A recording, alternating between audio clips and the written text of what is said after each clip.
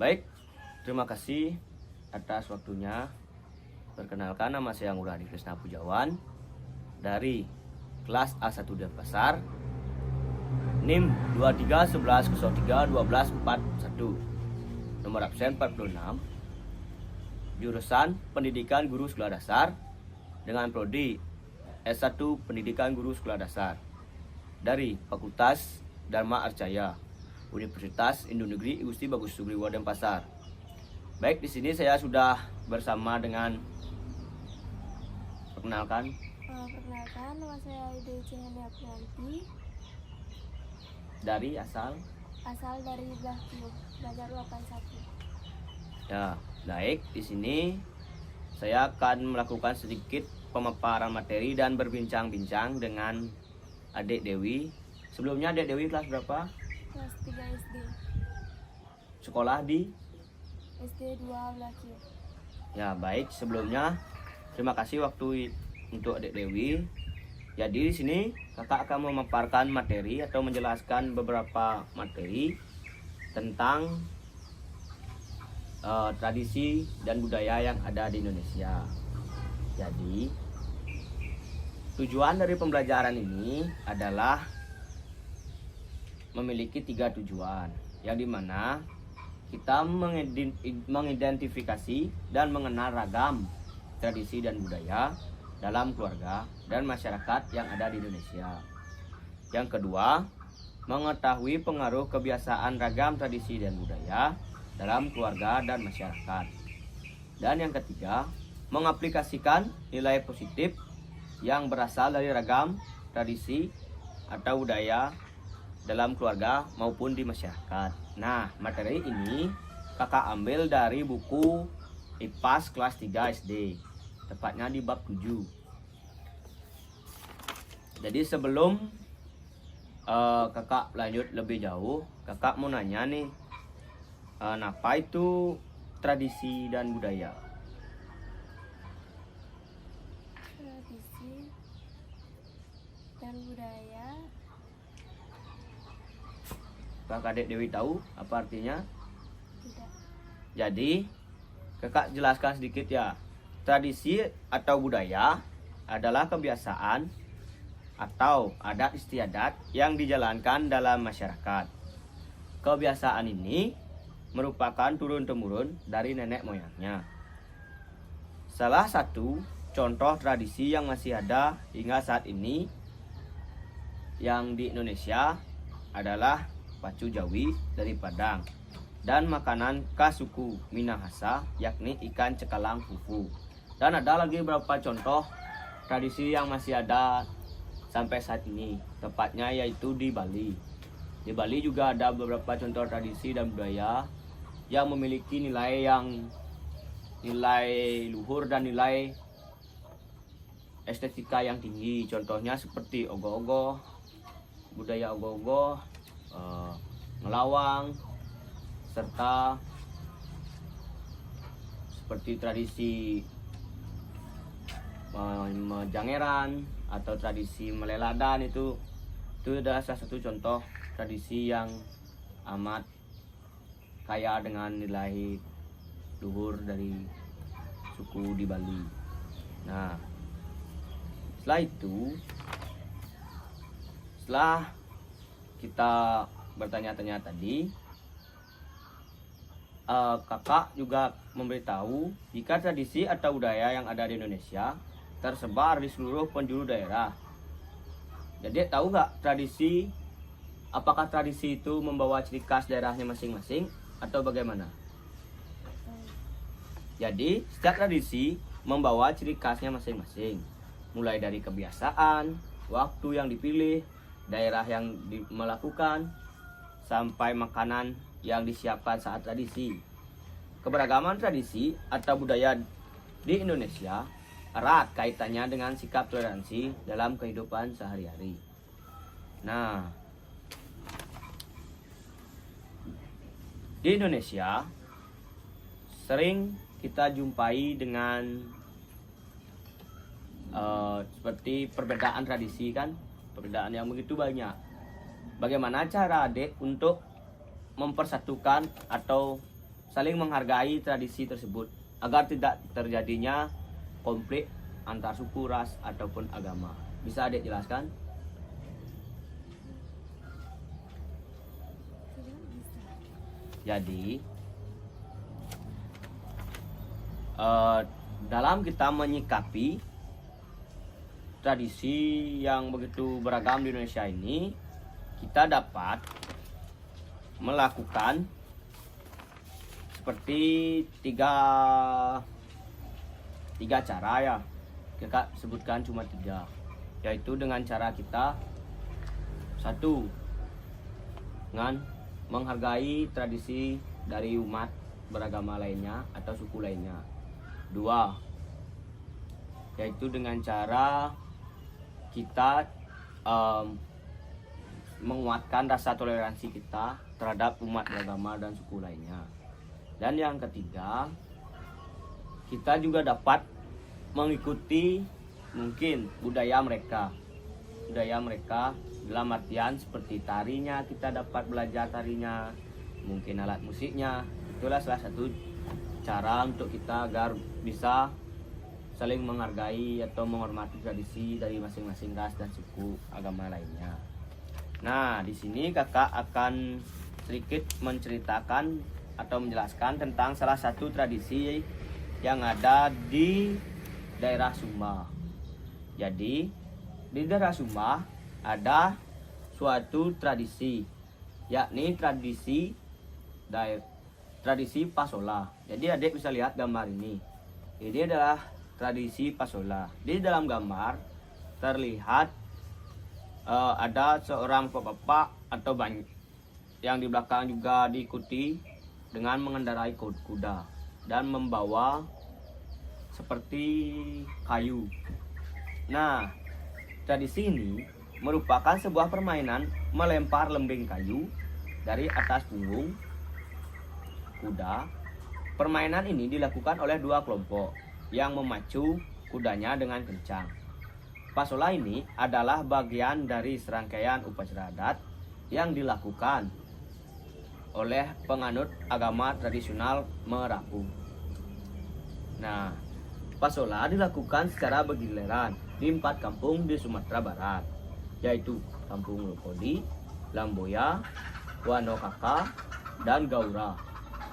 Waktu pelaksanaannya juga antara bulan Februari hingga bulan Maret setiap tahunnya.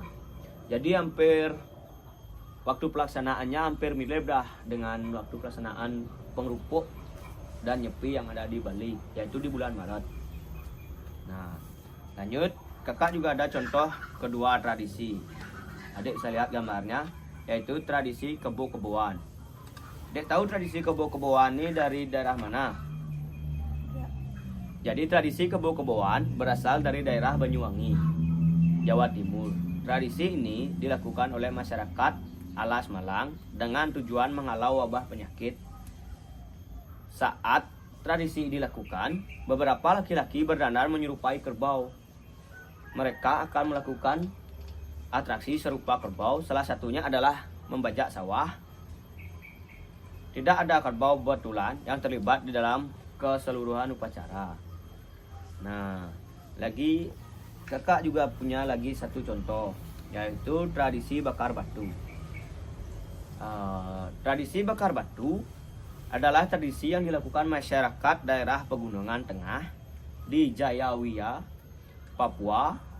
Bakar batu artinya memasak makanan dengan membakar batu-batuan. Nah, sebenarnya tradisi ini udah berlangsung dari beberapa ratus tahun yang lalu, tepatnya dari zaman purba. Jadi pada zaman purba, ada tahu apa alat yang digunakan untuk masak setelah zaman purba itu? Nah, setelah zaman purba, tepatnya di zaman batu, makhluk hidup atau manusia yang ada pada zaman tersebut masih menggunakan batu untuk keperluan sehari-harinya. Contohnya seperti memasak, seperti mandi, seperti berburu, dan sebagai alat-alat dapur lah. Nah, ada sekelompok manusia pada saat itu menggunakan batu itu untuk berburu atau sebagai pisau buat dia memotong daging dan segala hal. dan juga buat dia memasak. Nah, itulah yang dinamakan pada saat itu zaman batu. Nah, tradisi ini hampir mirip dengan pada saat zaman tersebut.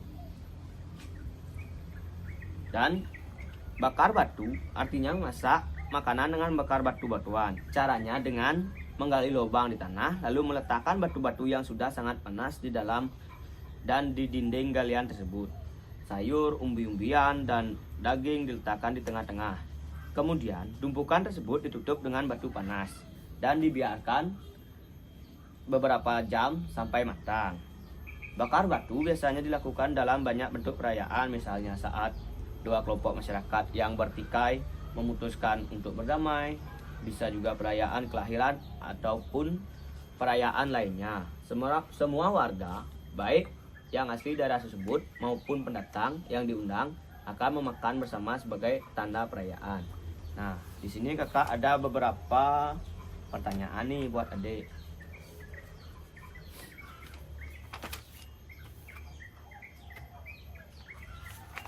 Apa sih kenapa di setiap golongan tuh selalu memiliki tradisi? Jadi kenapa di setiap golongan memiliki tradisi? Karena setiap golongan itu pasti memiliki budaya, dan di budaya itu berkaitan erat banget dengan tradisi. Dan setiap tradisi memiliki nilai luhur yang penting bagi tatanan masyarakat. Sebagai bagian dari bangsa Indonesia, kita sebagai generasi muda wajib menghargai setiap tradisi yang ada. Kita juga perlu memberikan kesempatan untuk tradisi tersebut terus dilangsungkan. Kita bisa tetap melakukan tradisi kita dan juga memberikan kesempatan bagi orang lain melakukan tradisinya. Ini adalah cerminan Bhinneka Tunggal Ika. Berbeda-beda tapi tetap satu jua. Nah, sebelum kakak lanjut lagi, kak mau nanya nih, apa yang dia tahu tentang Bhinneka Tunggal Ika? Jadi, Bhinneka Tunggal Ika adalah suatu semboyan bangsa Indonesia yang tertulis pada lambang Garuda Pancasila. Yang dimana semboyan tersebut berasal dari bahasa Jawa kuno yang artinya berbeda-beda tetapi tetap satu. Apabila kita terjemahin satu persatu nih katanya, kita ambil dari Bhinneka yang berarti beraneka ragam, Tunggal yang berarti satu, Ika yang berarti itu. Jadi kalau kita gabung beraneka ragam, satu itu, yang dimana dengan arti berbeda-beda tetapi tetap satu. Nah, tahu gak makna dari Bhinneka Tunggal Ika itu apa? Nah, Bhinneka Tunggal Ika itu memiliki makna yang sangat besar bagi bangsa Indonesia ini. Bhinneka Tunggal Ika pun telah menumbuhkan semangat persatuan dan kesatuan negara kesatuan Republik Indonesia sebagai semboyan negara kesatuan Republik Indonesia. Bhinneka Tunggal Ika melambangkan perbedaan suku, bangsa, budaya, dan adat istiadat, beda pulau dan agama yang menuju persatuan dan kesatuan negara. Nah, tahu fungsi dari Bhinneka Tunggal Ika? Jadi Bhinneka Tunggal Ika itu memiliki beberapa fungsi ya Dewi. Selain sebagai dasar negara dan semboyan negara, Bhinneka Tunggal Ika juga memiliki fungsi dalam kehidupan berbangsa dan bermasyarakat, diantaranya menciptakan dan menjaga kesatuan Republik Indonesia, membangun kehidupan nasional dan yang toleran sebagai rambu-rambu peraturan dan kebijakan negara, membentengi perdamaian Indonesia. Sekarang kakak mau Dek Dewi berikan kakak contoh bagaimana cara Adik Dewi menerapkan Bhinneka Tunggal Ika. Nah, jadi cara menerapkan Bhinneka Tunggal Ika itu cukup mudah. Adik bisa lakukan di lingkungan sekolah, di rumah maupun di luar, di tempat permainan adik. Jadi yang pertama, tidak merasa lebih baik dari yang lain. Contoh yang pertama. Contoh yang kedua, terbuka dan pada perbedaan. Yang ketiga, hidup rukun dan kebersamaan. Dan yang keempat, tidak merasa paling benar. Yang kelima, toleransi terhadap keberagaman di sekitar kita. Dan yang keenam, musyawarah dalam menentukan kesepakatan. Dan yang ketujuh, rasa kasih sayang dan rela berkorban. Nah, jadi itu arti dari Bhinneka Tunggal Ika. Dan terakhir kakak mau nanya, kan tadi kita udah menjelaskan tentang tradisi dan budaya di Indonesia, tentang apa itu tradisi dan budaya, dan juga yang menyangkut ke Bhinneka Tunggal Ika. Jadi kak mau terakhir nih, kak mau nanya, tahu gak adik apa aja nilai yang terkandung dalam tradisi di daerah Indonesia? Jadi di tradisi daerah di Indonesia memiliki 3 nilai yang terkandung dalamnya. Yang pertama, nilai keberagaman. Yang kedua, nilai kebersamaan. Dan yang ketiga, nilai kepemimpinan. Tahu adik artinya dari ketiga nilai tersebut? Jadi, nilai keberagaman adalah nilai yang terkandung dalam tradisi yang ada di Indonesia. Karena Indonesia memiliki tradisi daerah yang sangat beragam. Menghargai nilai keberagaman ini artinya berpegang pada sila ketiga Pancasila, yaitu Persatuan Indonesia. Nah, yang nilai kebersamaan, karena acara tradisi atau ritual adat umumnya dilakukan bersama-sama, bisa dalam keluarga ataupun masyarakat setempat. Dengan begitu, rasa kebersamaan antar sesama akan semakin erat. Nilai kepemimpinan, karena umumnya acara tradisi di Indonesia atau ritual adat dipimpin oleh seorang tokoh, bisa kepala keluarga, kepala daerah, kepala suku, dan sebagainya.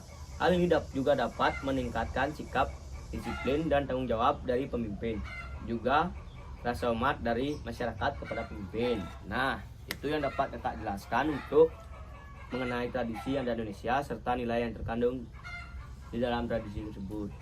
Apakah adik punya pertanyaan buat kakak? Tidak. Jika tidak, kita cukupkan dulu pertemuan pada hari ini. Semoga kita bisa berjumpa di lain waktu, dan kakak berterima kasih atas waktu yang telah diberikan kepada kakak. Sekian yang dapat saya bincangkan dan paparkan kepada adik Dewi. Mohon maaf jika ada salah kata dan pengucapan yang saya lakukan. Akhir kata saya tutup dengan Paramo Santi. Om Santi Santi Santi Om.